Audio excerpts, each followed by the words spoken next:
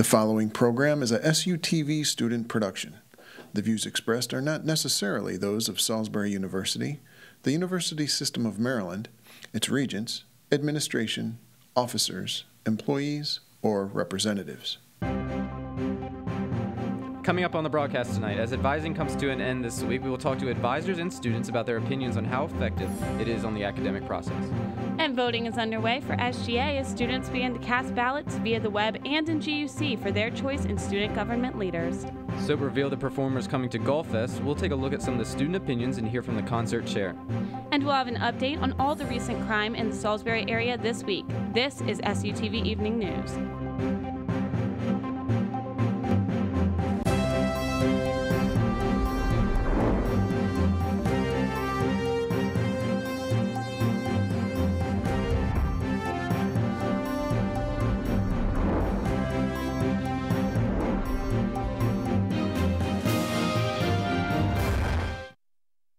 Good evening, Salisbury University, and welcome to SUTV Evening News for this Thursday, April 3rd. I'm Taylor Rogers. And I'm Sarah Wood. We begin tonight's broadcast with a look into advising and what goes into the planning process.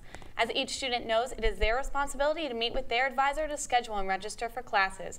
And with the fall 2014 semester planning period underway, we met up with students and advisors alike for their response to academic advising. It's that time of the semester where students look to plan ahead for their academic careers. Advising appointments have been happening since the students returned from spring break, and the importance of it is what Melissa Boog says goes beyond registration. There's a misconception that advising is course registration, and that is a very important piece of it. You know, we want to make sure that students know what they need to graduate in a timely manner, but it really is so much more than that. You know, the faculty members that they meet with, the majority of them hold the highest degree possible in their field of study. They should be able to call their advisor at any point during the school year. If maybe they have somebody where they meet a professor that they think is, you know, specialty in the area that they want to go into, or they just think there's a better connection there, they can always go to the chair of the department and ask to have their advisor changed. There are students who will seek advice outside of just the advisor-advisee relationship. I recently did a survey of our students about academic advising and asked, do people feel even outside of advising that they've made a really strong connection with at least one faculty member? And the results of that survey indicated that the majority had made a connection with an academic advisor. The survey also showed 92% thought making advising appointments were easy, and 85% said advising was important to their career. One of the communication arts advisors describes how students should prepare for their advisement session. They need a real firm idea of what their career goals are, so they know what classes they need to take. You know, it helps if they have an idea of the requirements and the prereqs associated with their program. They want to review the courses that are being offered for a particular semester. I think that if it would really help if they prepare a list of classes and come with that, you know, for us. And if they're so motivated, you know, if they could check the times that the classes are offered so that they don't have any conflicts.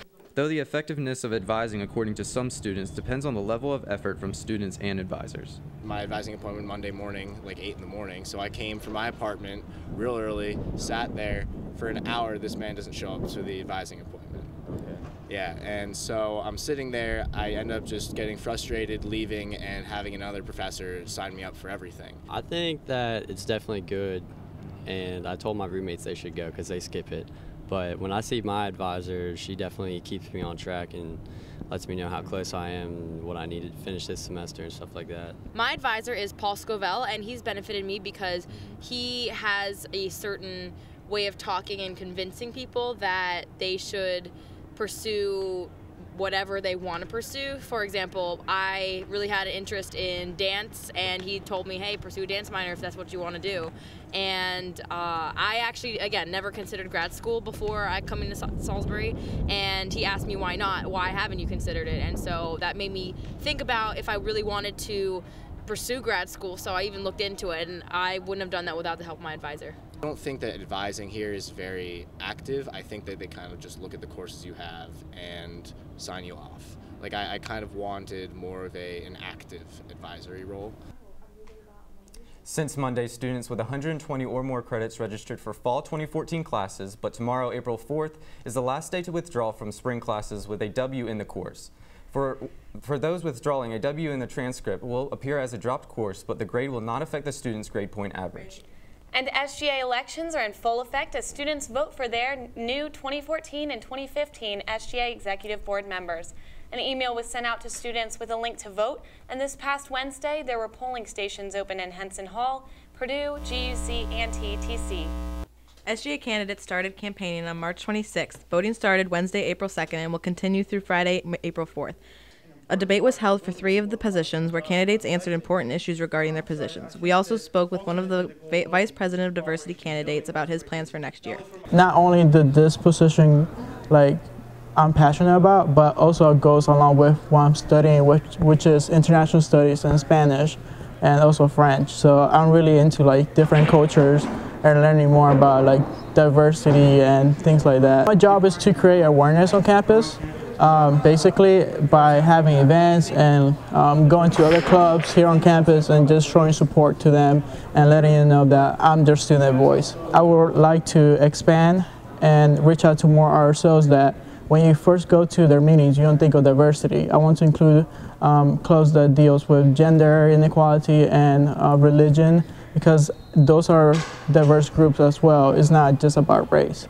Just do your research, know who you want to vote for, and most of all, just go out and vote, because the people that you're electing, they can make an impact on the future on this campus. Anyway, I think it's important, in this role to be able to, you want to help out the school in general. So with administration, I think with me personally, I'm not afraid to say, put in my opinion. If I disagree with someone, even if they're, higher up, they've been here a long time, I think you need to have that voice.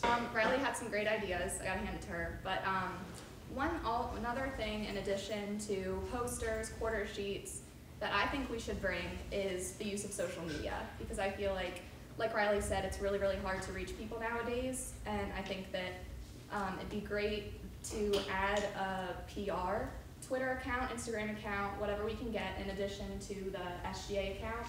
For the second question, what is an important issue you feel facing the students? My biggest thing is I want students to get involved.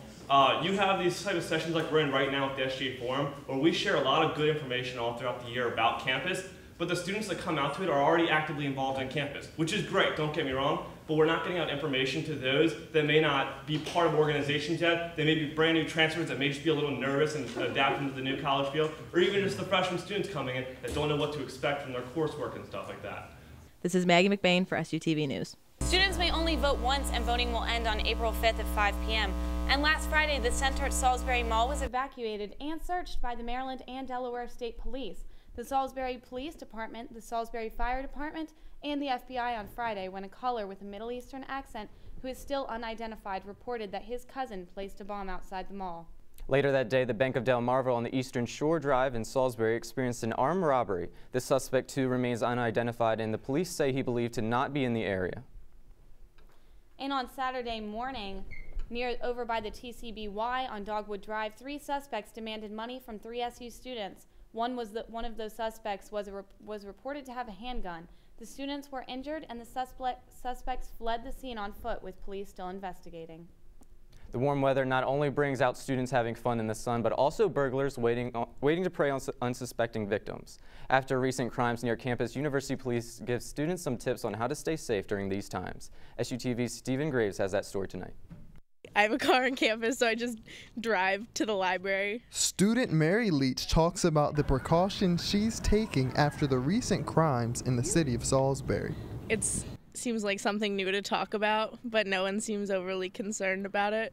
And this seems to be the general attitude of students like Mary on campus right after a series of 4 crimes over the span of 1 week in Salisbury. 2 of these crimes happened relatively close to campus, one of which was on Camden Avenue that put the university on lockdown, and another one on Dogwood Drive that resulted in 2 students being robbed near the TCBY ice cream shop. The incident that affected us lockdown-wise is a little new. Students falling victim to robbery is not. Students falling victim to any crime is not something that's new or unheard of. It's inevitable that college students like me and you will be walking around campus late at night studying with valuables such as our wallets, cell phones, and book bags. But police say in the attempt of a robbery that these should be the least important things, as your main concern should be your own survival. The victim in the case can make matters worse by resisting. If someone has pulled a gun and is demanding your property and you resist, you are escalating the situation, and you may, in essence, call the bad guy's bluff. Police also say that students can avoid many crimes themselves if they take the right precautions, such as walking in groups and always being aware of your surroundings. For SUTV News, this is Stephen Graves reporting. Police encourage students to take time out to educate themselves on the various ways to avoid dangerous situations. You can find these tips on the Salisbury University Police website. And if you haven't been following the women's lacrosse team, sports correspondent Amanda Newman is here with your sports update. Amanda? Thank you. The #2 women's softball team swept #7 Virginia Wesleyan yesterday in a doubleheader, improving their record to 21-1, winning their first game 8-0 in 6 innings and 1-0 in the 8 innings. Junior pitcher Rachel Johnson pitched all 6 innings in the first game, making that the team's 4th no-hitter of the season. In the second game, senior Angela McDowell scored the game-winning run. The Seagulls will host York College on Saturday. The opening pitch of the doubleheader is set to begin at 1 p.m. The #14 men's baseball team improved their record to 17-6 today after beating Wesley College and beating CAC rival St. Mary's College 3-1. This Saturday, they will be playing a doubleheader at Christopher Newport and hosting Gwen Mercy on Sunday at 12 p.m. And the #1 women's lacrosse team had a huge 20-6 win over CAC opponent Wesley College yesterday at Seagull Stadium. They now hold the Division III record for conference victories with 74. Kylie Haney had 4 goals and 2 assists, scoring a game high of 6 points. Senior goalkeeper has set the new program record for having 55 wins. The women will be playing conference foe Frostburg this Saturday at 12 p.m. at Seagull Stadium. And as much as it breaks my heart to say this, the #2 men's lacrosse team fell to 10-1 yesterday after an 8-7 overtime loss to Christopher Newport. At halftime, the Seagulls led 21-10 in shots, 15-3 on ground, 13 on ground balls, and 13-9 on turnovers. The captains of Christopher Newport scored just 6 seconds into overtime. This Saturday, the Seagulls will be hosting St. Mary's College. Face-off is set to begin at 3 p.m. They will also be hosting their Lax for Youth leukemia game. Now back to you guys. Thanks, Amanda. Well, if you're wondering what's been happening across Maryland campuses this week, news correspondent Sarah Thompson tells us about another lockdown at a surrounding college.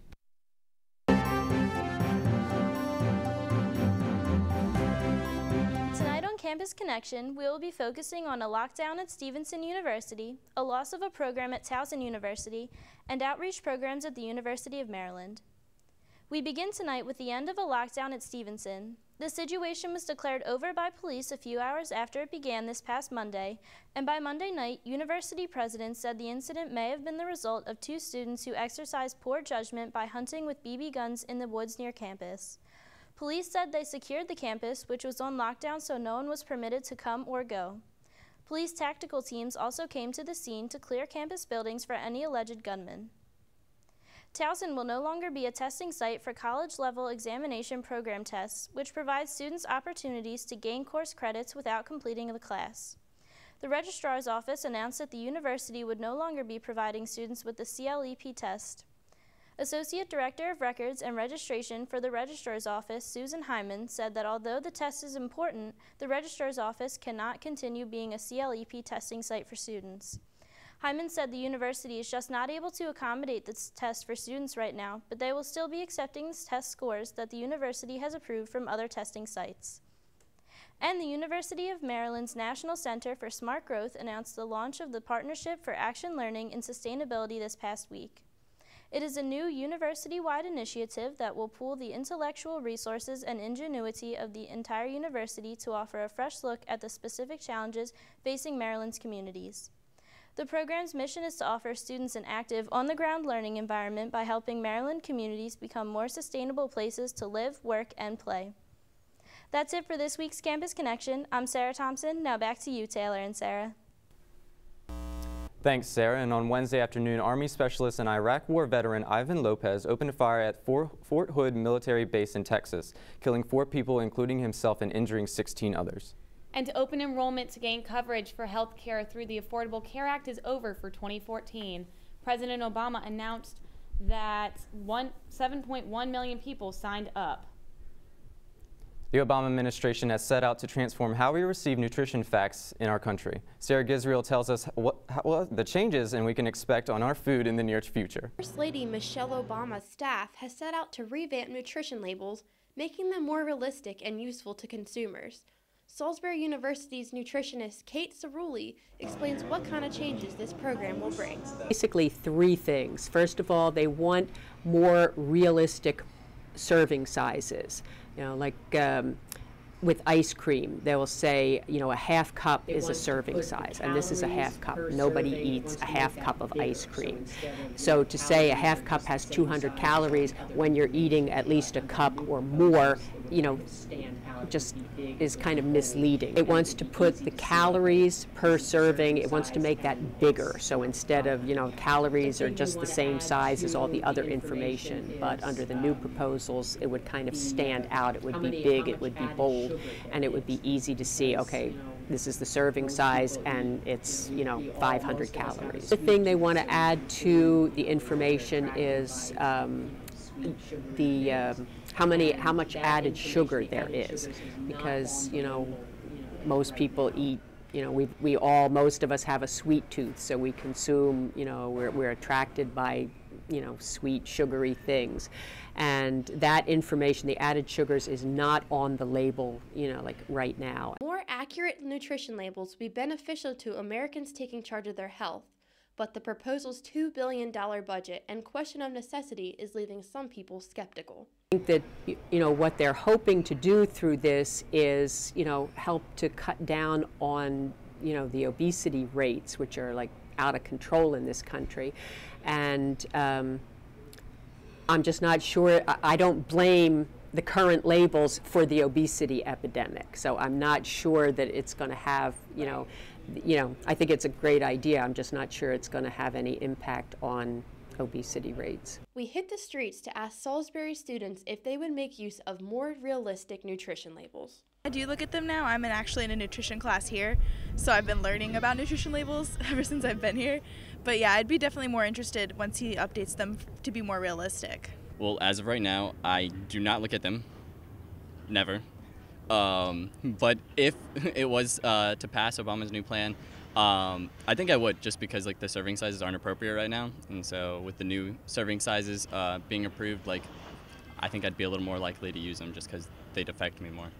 I think it would be a lot more helpful if they were updated to be more realistic, because then we wouldn't have to do so many calculations to figure out what we're actually eating. It is the First Lady's hope that this proposal will steer Americans of all ages into making more health-conscious decisions.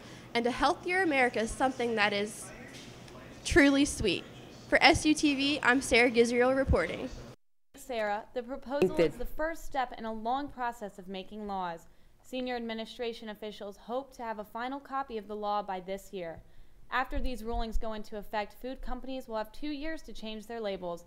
And now we go to Jamie Potter with what's new in This Week in the Flyer. This is Jamie Potter with another edition of This Week in the Flyer. On the front page, Felicia Warfield gives details regarding a big event that occurred this past weekend.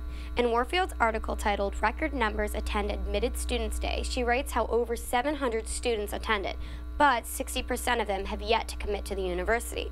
If you're having trouble with paying your tuition, flip to page 2.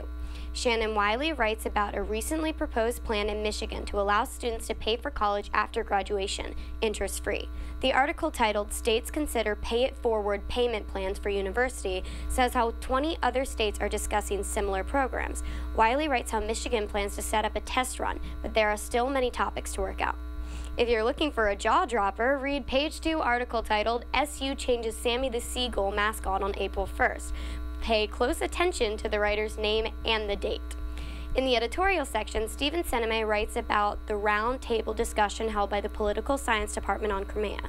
In his article titled Ukraine Debate Comes to SU, Sinema writes about the different points made by professors and his opinions toward these points. If you're interested in the conflict overseas and America's part in it, check out what Sinema has to say. Michael Flack writes about the ecosystem's need for more prey than predators in his article titled Population Problem. Flack writes how we're expected to hit 8 billion by 2020. For further information and potential solutions, turn to the editorial section. That's all for this week's edition. Now to Taylor and Sarah. Good evening, everyone. This is your weather. As you can see, today was a little bit cloudy, but it stayed in the high 60s, almost reaching 70. But as you can see, there is a low forming in the middle of the country. It is going to swoop in and hit us eventually tomorrow. As you can see, the cool, dry air from the north is going to swoop in and catch the southern air, which is nice and warm, going to mix and make that low again, which will bring us rain for tomorrow. Our 36-hour outlook, tonight there's going to be rain, high 47, almost reaching 50. Tomorrow, once again, rain all day, but it will be warm, reaching in the 70s. And tomorrow night, a little bit of rain, kind of clearing off a little bit, but in the 50s, which is nice because that is really kind of warm for a low. As you can see, this is tomorrow's surface map, so that low is going to come in and swoop and just hit us with all that rain. But then by tomorrow, we see the surface map is going to show that high coming in, so all of that rain is just going to come right out, and we're going to see a really nice day for Saturday. So just a little bit in the morning, and then it should clear right up, leaving a great Saturday. This is our 7-day outlook. On Friday, we have 69, almost reaching 70s, but once again, it is going to rain. On Saturday, it's going to be a beautiful day. Take advantage of it. Go outside and enjoy it. Sunday, a little bit cooler, almost 60, but then the rest of the week is going to be high 50s and the low 60s. So towards the end of that week, it is going to be more sunny and a little bit more warm. That is your weekend outlook. Back to Taylor and Sarah. Thanks, Alyssa. And on Tuesday, construction began on the East Campus along the north side of Bateman Street for 12 new tennis courts to be built. The courts will be ready for use in July 2014. The existing tennis courts will be renovated into a parking lot. And the construction continues on the west side of campus at the former Carruthers Hall. Last week, the president held an advisory team meeting where organizations updated the status of SU developments, and during the meeting, the building is continuing to be demolished, and the groundbreaking for the Academic Commons is scheduled for April 24th at 1 p.m. The president also reported information from the Maryland General Assembly on the operating budget. Governor O'Malley proposed a budget that will reduce pension payments by $200 million. The cut will avoid increasing taxes and further reducing state agencies. And this past weekend, SOAP presented the performers for this year's Goal Fest. Students waited in anticipation for the announcement of the 3 musical acts. The Eli Young Band, Plain White Tees, and Sage the Gemini will all be performing at the intramural fields on April 13th. During the meeting, SOAP members tossed out free t-shirts to some of the attendees and also informed students of other SOAP events. SUTV's David Parks caught up with the concert chair of SOAP, Alex Reynolds, and several students for their opinions about the performers. This past weekend, students attended the SOAP meeting where the 3 performers were revealed for this year's Goal Fest. The Eli Young Band, Plain White Tees, and Sage the Gemini will all be performing at the intramural fields on April 13th. During the meeting, SOAP members tossed out t-shirts and also informed students of other SOAP events. We caught up with the concert chair of SOAP, Alex Reynolds, and several other students on their opinions about the performers. It was so difficult. I tried to fit the majority of campus because I know a lot of people like country, a lot of people like rap, a lot of people like rock. So I tried to incorporate as many genres that this campus likes into one performance, which is Goal Fest. So it's kind of difficult just because there's like a lot of people that people like, and some of them are expensive, some of them are not. So I tried to fit that range, and it worked out. I got Eli Young Band, Plain White Tees, and Sage Gemini, so I'm happy. I feel like it's going to be a really good show. There's some young talent in the rap category. Sage the Gemini is really going to do his thing, I'm pretty sure. I've never really heard of Eli Young Band. I'm not that big into country, but I do love country music. And Plain White Tees, I think they're going to set it off. I know they're good performers, so I'm looking forward to the show. Well, I know 2 of them, which is Plain White Tees and Sage the Gemini, but the other one I never really heard of before. I'm excited, but I don't really know Sage, so Eli Young and Plain White Tees will be good, and I guess we'll see how it goes with Sage. For SUTV News, I'm David Parks reporting. Thanks, David. Golf Fest is next Sunday for those interested in attending, and it's definitely going to be a good time, isn't it? Well, yeah, I hope so. I mean, I wasn't in college last year when they did it, so I'm excited to go and, you know, see Sage the Gemini and all the other different bands. Yeah, he's cool. Exactly. And stay right where you are because another episode of Sports Night will be right after this. And be sure to tune in next Thursday for more SUTV Evening News. From all of us here at SUTV, good night.